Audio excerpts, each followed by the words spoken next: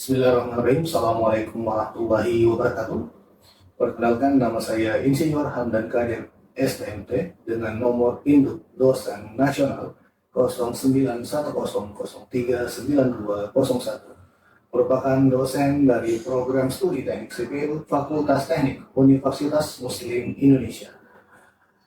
Saya berlatar belakang pendidikan strata 1 teknik sipil dan strata 2 teknik sipil. Saya menjadi dosen di program studi teknik sipil Fakultas Teknik Universitas Muslim Indonesia telah mengampu beberapa mata kuliah, di antaranya teknik jalan rel, terminal dan perparkiran, mekanika tanah, dan struktur kayu. Pada kesempatan kali ini, izinkan saya untuk mendeskripsikan salah satu mata kuliah yang saya ampu, yaitu teknik jalan rel. Berbicara tentang mata kuliah ini, ada beberapa cakupan pembelajaran, di antaranya adalah terkait pengembangan jalan rel, karakteristik sarana dan prasarana, klasifikasi jalan rel, perencanaan konstruksi jalan rel, survei rute jalan rel, dan lain sebagainya. Untuk mencapai capaian pembelajaran lulusan pada mata kuliah ini, maka program studi telah menetapkan capaian pembelajaran mata kuliah, di antaranya adalah: pertama adalah menguasai prinsip dan metode aplikasi peraturan, standar, pedoman, dan manual dalam perencanaan bidang konstruksi bangunan teknik sipil, khususnya pada bidang teknik jalan rel. Yang kedua adalah mampu menemukan dan mengenali isu-isu terkini dan mendiskusikan peran profesi teknik sipil dalam menanggapi isu-isu yang berkaitan pada aspek ekonomi, sosial, dan lingkungan. Yang ketiga, mampu memilih sumber daya dan memanfaatkan hasil analisis rekayasa berbasis teknologi sesuai dengan perencanaan pada bidang rekayasa struktur, rekayasa sumber daya air, rekayasa geoteknik, dan rekayasa transportasi. Adapun capaian pembelajaran mata kuliah untuk mata kuliah teknik jalan rel, yakni yang pertama diharapkan mahasiswa mampu menjelaskan peranan dan karakteristik transportasi jalan rel, klasifikasi jalan rel, dan standar perencanaan konstruksi jalan rel. Yang kedua, diharapkan kepada seluruh mahasiswa mampu menganalisis komponen beban yang terjadi dan gaya-gaya perlawanan yang timbul pada struktur jalan rel akibat beban roda kereta api, dan memahami struktur jalan rel dan komponen-komponen penyusunnya. Dan yang ketiga, mahasiswa diharapkan mampu mendesain dalam perencanaan lengkung dan kelandaian pada jalan rel sesuai dengan standar perencanaan geometrik jalan rel, dan desain stasiun dalam menunjang kegiatan pelayanan dan menjelaskan jenis pemeliharaan dan program perawatannya. Adapun referensi yang kami pakai untuk mata kuliah ini diantaranya adalah sebuah buku dengan judul Jalan Kereta Api yang ditulis oleh Imam Subarka pada tahun 1981, buku dengan judul Design and Simulation of Rail Vehicle yang ditulis oleh Marcin Srein yang dicetak pada tahun 2014, buku dengan judul Penyelenggaraan Transportasi Kereta Api karya Luki Karones tahun 2023, dan beberapa jurnal, baik itu jurnal nasional maupun internasional yang relevan dengan mata kuliah ini. Proses pembelajaran mata kuliah teknik jalan rel dilakukan dengan menggunakan metode blended learning, yaitu memadukan pembelajaran secara daring maupun daring. Pembelajaran daring dilaksanakan di dalam kelas dengan metode tatap muka.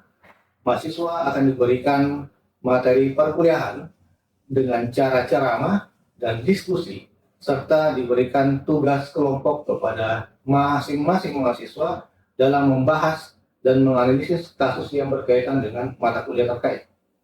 Sedangkan pembelajaran daring dilaksanakan dengan menggunakan Zoom dan Learning Management System yang dimiliki oleh Universitas Muslim Indonesia yang disebut Kalam. Mahasiswa dibekali masing-masing akun Kalam yang nantinya dari akun masing-masing mahasiswa ini dapat mengakses materi mata kuliah yang telah di-share oleh dosen, dapat melakukan absensi via kalam, dan dapat mengumpulkan tugas yang telah diberikan oleh dosen yang telah tertera di Learning Management System yang disebut kalam tadi. Kami juga memiliki WhatsApp group untuk setiap kelas, sehingga diskusi dan tanya jawab masih bisa dapat berlangsung meskipun perkuliahan telah selesai, sehingga mahasiswa dapat memberikan informasi dan saling terhubung kapan saja dan di mana saja. Sistem penilaian yang diberlakukan pada mata kuliah ini di awal perkuliahan telah dijelaskan tentang kontrak perkuliahan dan membahas terkait aturan-aturan serta proses penilaian yang akan diberikan pada mata kuliah ini.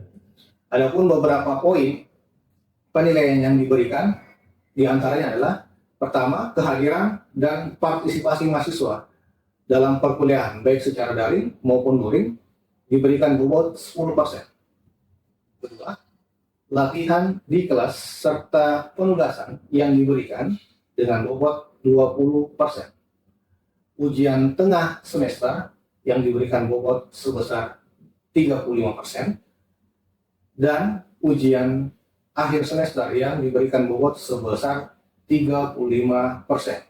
Sistem penilaian kami dilakukan secara transparan dengan memberikan nilai secara langsung baik tugas maupun keaktifan mahasiswa serta kehadiran pada LMS Kalam, yang dimana mahasiswa dapat mengakses penilaian tersebut dengan menggunakan akun masing-masing. Demikian pemaparan deskripsi mata kuliah Teknik Jalan Rel. Semoga informasi ini bermanfaat dan memberikan gambaran yang jelas mengenai apa saja yang akan kita pelajari dan capaian dalam mata kuliah ini. Saya akhiri dengan ucapan Assalamualaikum warahmatullahi wabarakatuh, dan berikut cuplikan proses pembelajaran mata kuliah Teknik Jalan Rel yang saya lakukan. Terima kasih. Bismillahirrahmanirrahim. Assalamualaikum warahmatullahi wabarakatuh. Waalaikumsalam warahmatullahi wabarakatuh. Oke, baik. Sebelum kita mulai perkuliahan kita pada hari ini, baiknya kita berdoa terlebih dahulu. Semoga perkuliahan kita pada kesempatan hari ini dapat berjalan dengan lancar. Kepada ketua kelas, dimohon untuk memimpin doa. Sebelum kita memulai materi pertemuan hari ini, maka kita membaca doa terlebih dahulu.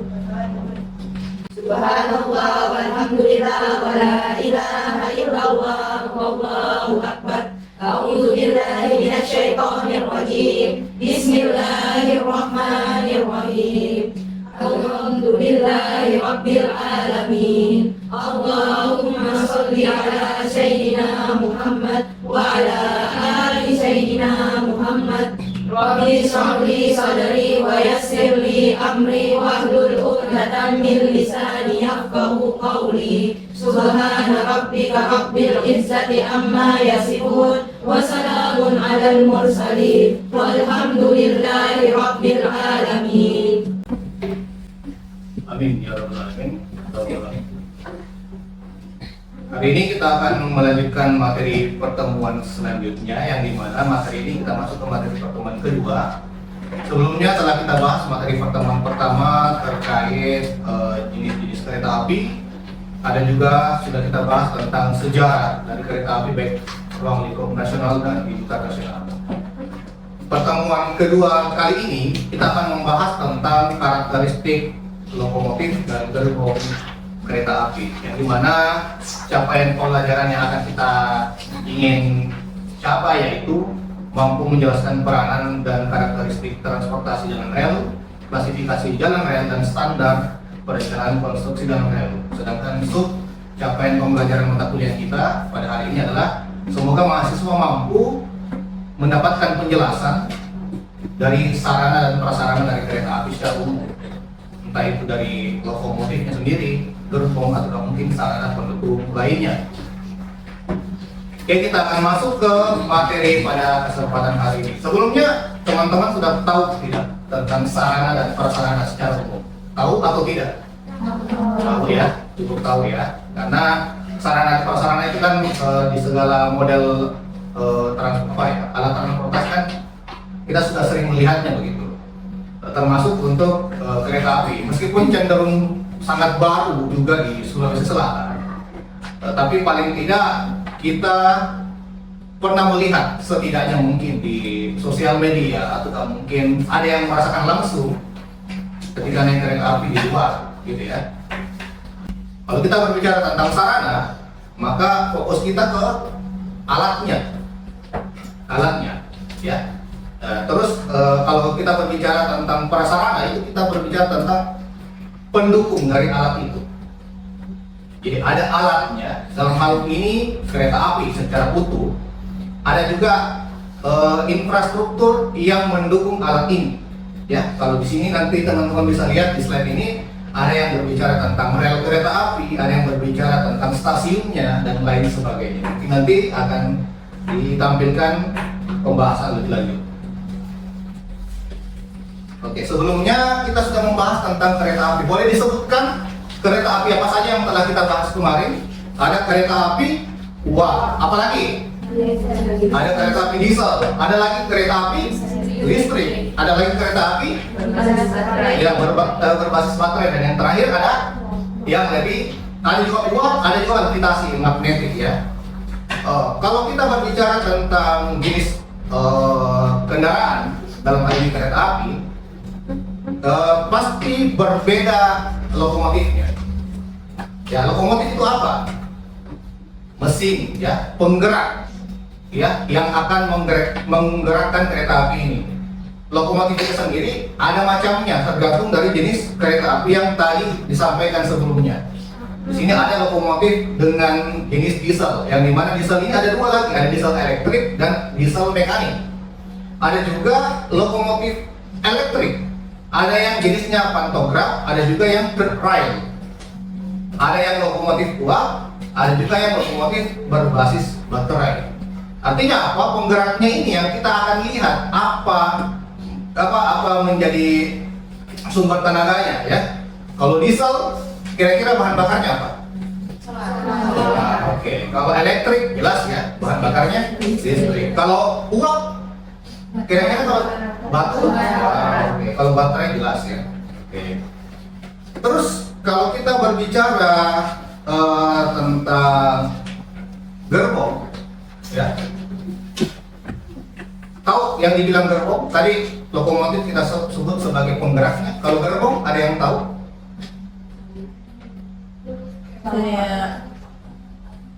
Ada yang tahu? Gerbong kereta api, maka gerbong itu posisinya sebagai ya, tempat mengangkut ya, entah itu orang, barang ya. Jadi tempat kita duduk di kereta api itu dia letaknya di gerbong ya. Gerbong itu sendiri ada berbagai jenis. Ada yang gerbong khusus untuk penumpang, ada juga khusus untuk barang, spesifik untuk barang ya.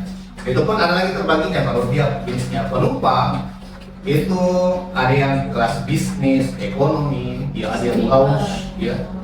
Ada juga yang barang, ada yang terbuka. Barang yang terbuka itu contoh misalkan kayak kalau dia mengangkut batu bara misalkan.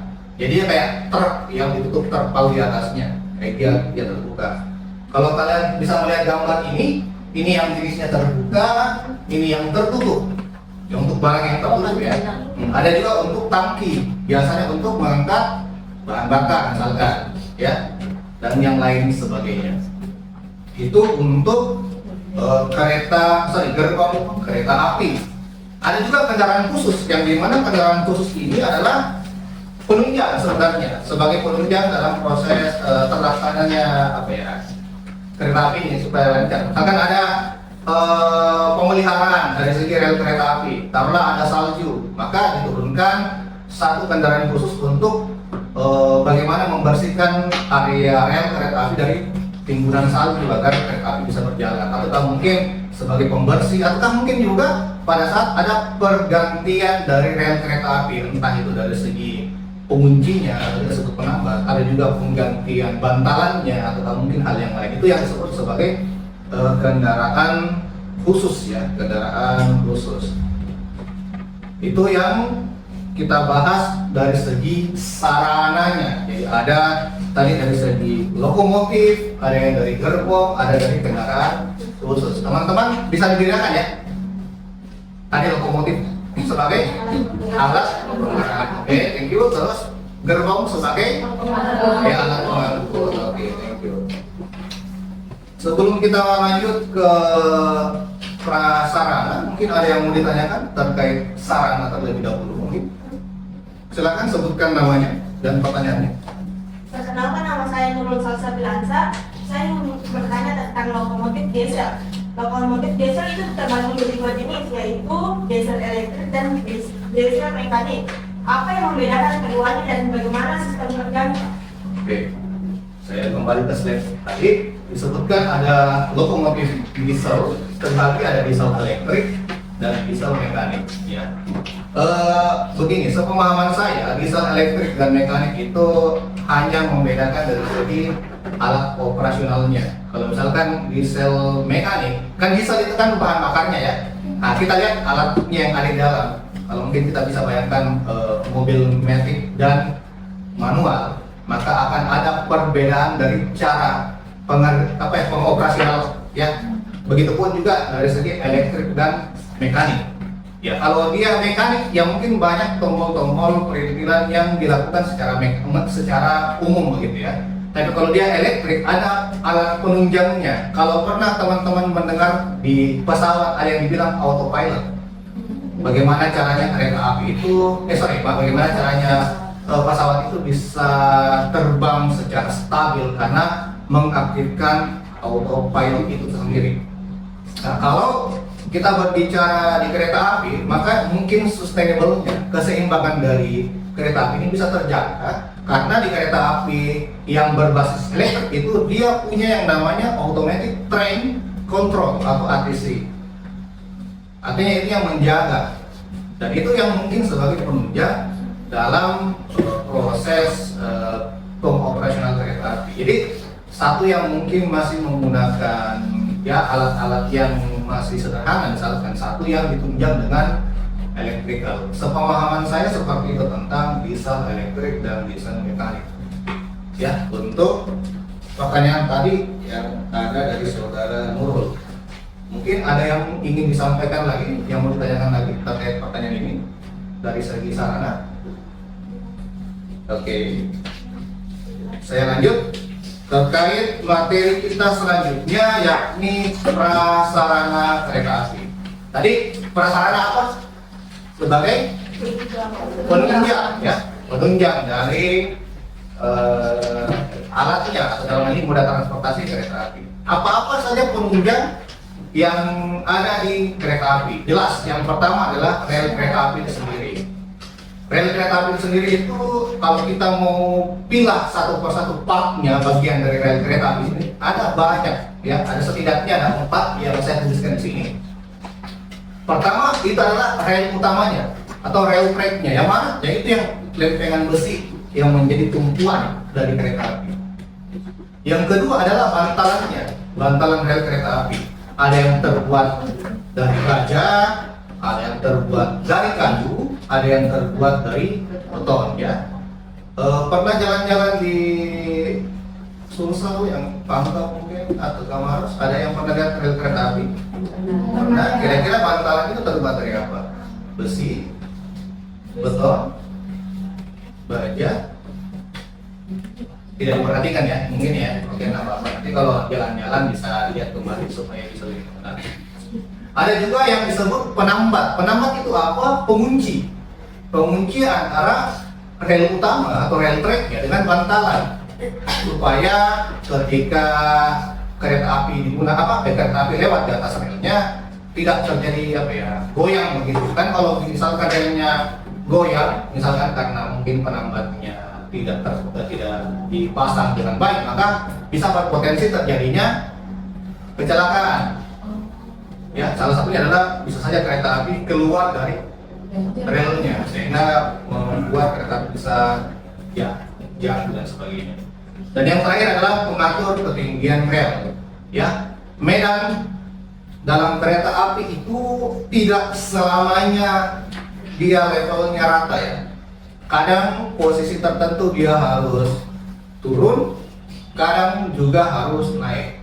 Ya, untuk mengantisipasi setidaknya dari segi strukturalnya tidak bisa berfungsi dengan baik, maka ada alat yang digunakan untuk menunjang itu ya. Ada yang kita sebutnya rail page dan underline gitu. Ada juga yang kita sebut stasiun kereta api. Tadi dijelaskan di awal, kereta api itu ada yang digunakan untuk mengangkut orang, ada juga untuk barang ya. Kereta api ataukah ya stasiun kereta api itu terbagi-bagi ya. Ada yang skala yang sangat besar atau kita sebutnya stasiun utama. Ada yang cuma penghubung. Ya, misalkan kita mau ke suatu tempat ke tempat yang lain, ada stasiun kecil.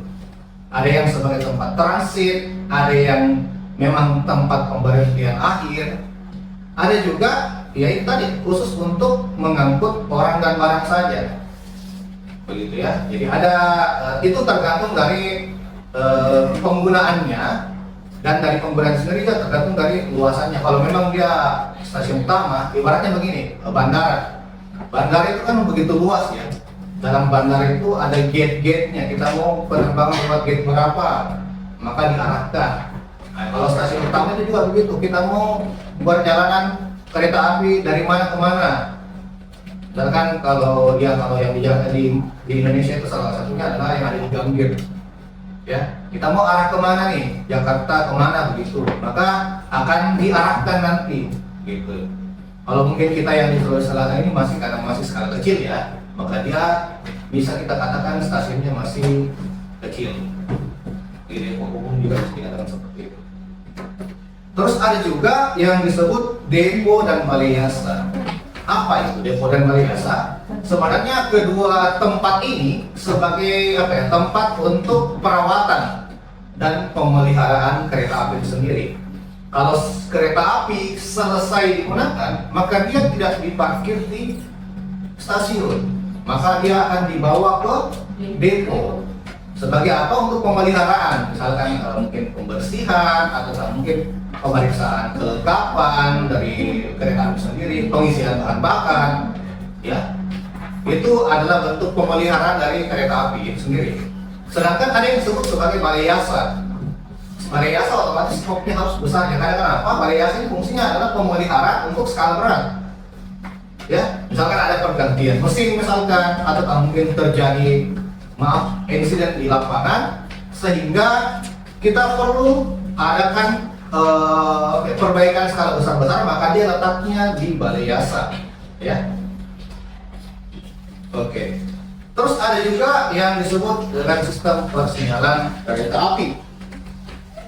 Jadi kereta api ini perlu juga sinyal ya. Kalau di darat kita sebutnya rambu. Ya, jadi ada sinyal persinyalan ini, ada rambu-rambunya ini yang perlu dipasang juga di rel kereta api sebagai informasi yang didapatkan oleh masinis ya, tentang kapan sinyal lampu, bagaimana harusnya seorang masinis dalam bekerja begitu. Misalkan kalau di kereta api misalkan startnya itu lampu hijau, maka akan ada aba-aba nanti dari petugas lapangan, mungkin ada yang meniupkan fluid menandakan kereta api akan jalan. Kita sebutnya dia semboyan. Nanti akan dibahas juga tentang persinyalan kereta api di pertemuan selanjutnya. Jadi itu tadi beberapa poin yang saya jelaskan terkait prasarana dari kereta api. Beberapa poin yang ada di sini nanti juga akan masuk dalam pembahasan selanjutnya. Ini adalah bagian dari pengantar saja. Namun kalau memang ada yang ingin ditanyakan dari teman-teman mahasiswa sekalian, mungkin terkait prasarana, silakan satu persatu dimulai dari yang di depan, sebutkan namanya dan pertanyaannya. Terima kasih. Jadi saya punya Aprilia, izin bertanya Pak, seperti yang kita ketahui, kalau misalnya KRL itu berarti kereta rel listrik. Nah, pertanyaan saya, apakah rel kereta api yang listrik itu dia bersistemkan listrik memang, dan bagaimana cara kerja sistemnya Pak? Oke, cara kerja sistem listriknya.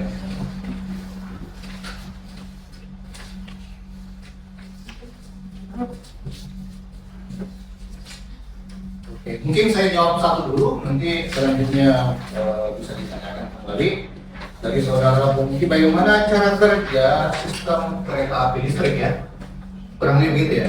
Ya, apakah relnya Pak? Ya, oke. Jadi kalau kita berbicara tentang kereta api listrik, maka kita akan berbicara di mana arus listriknya. Ada yang meletakkannya di kabel, ada juga yang meletakkannya di rail. Ya, kalau saya coba kembali di slide tentang lokomotif tadi, lokomotif elektrik. Kalau dia pantograf, dia itu menggunakan aliran listriknya berasal dari kabel. Kalau kita lihat gambarnya seperti yang di sini. Ini gambarnya, bisa kita lihat ada apa ya? Ada aliran listrik yang berasal dari atas. Kalau kita berbicara tentang arus listrik yang berasal dari rel, ini yang biasa dipakai kereta cepat seperti ini. Ya, jadi dia arus listriknya itu diantarkan melalui relnya. Jadi ada pembangkit listrik yang tersambung ke dalam rel sehingga itu yang menjadi tenaga dalam kereta api listrik itu sendiri. Mungkin kurang lebih seperti itu yang saya bisa jawab. Pertanyaan selanjutnya. Baik, perkenalkan nama saya Kaisa.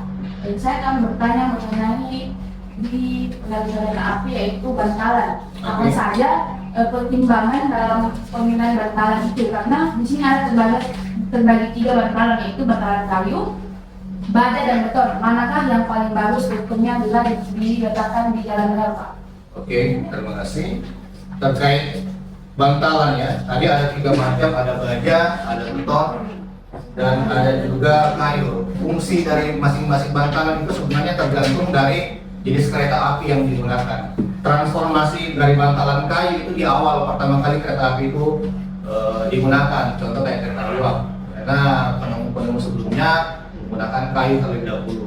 Namun lambat waktu, semakin waktu berjalan, maka dia menggunakan baja untuk keawetan dari kayu tersebut, karena dari rel kereta tersebut, karena seperti yang kita tahu kayu itu gampang larut ya.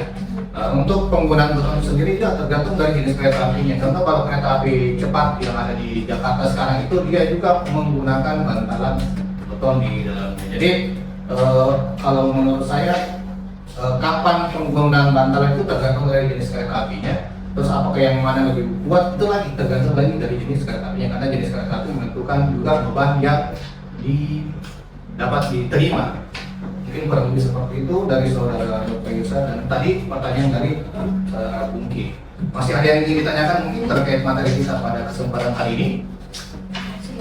Oke, jika tidak, saya akan memberikan tugas kepada teman-teman sekalian untuk dijadikan sebagai bahan evaluasi kita pada hari ini. Silakan nanti dicek di akun Kalam, karena saya sudah memberikan tugas, kurang lebih tugasnya seperti ini, menentukan jenis kecelakaan ya, baik itu yang terjadi di Indonesia maupun yang ada di luar negeri. Silakan menuliskan kronologinya, bagaimana kalian menganalisa kira-kira kecelakaan yang terjadi itu apakah pure karena fasilitasnya ataukah mungkin ada hal yang lain.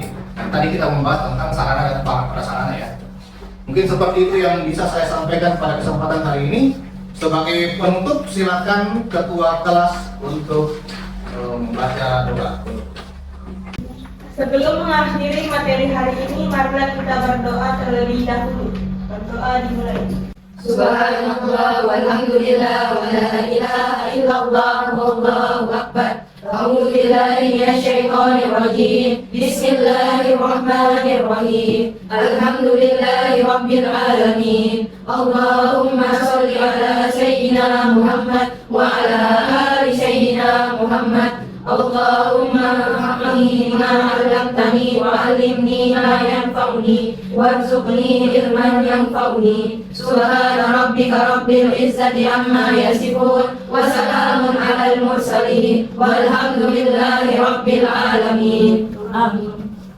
Oke, baik, sekian pada kesempatan pembelajaran kita pada hari ini. Kemudian kurangnya mohon maaf. Saya akhiri dengan ucapan assalamualaikum warahmatullahi wabarakatuh. Waalaikumsalam warahmatullahi wabarakatuh.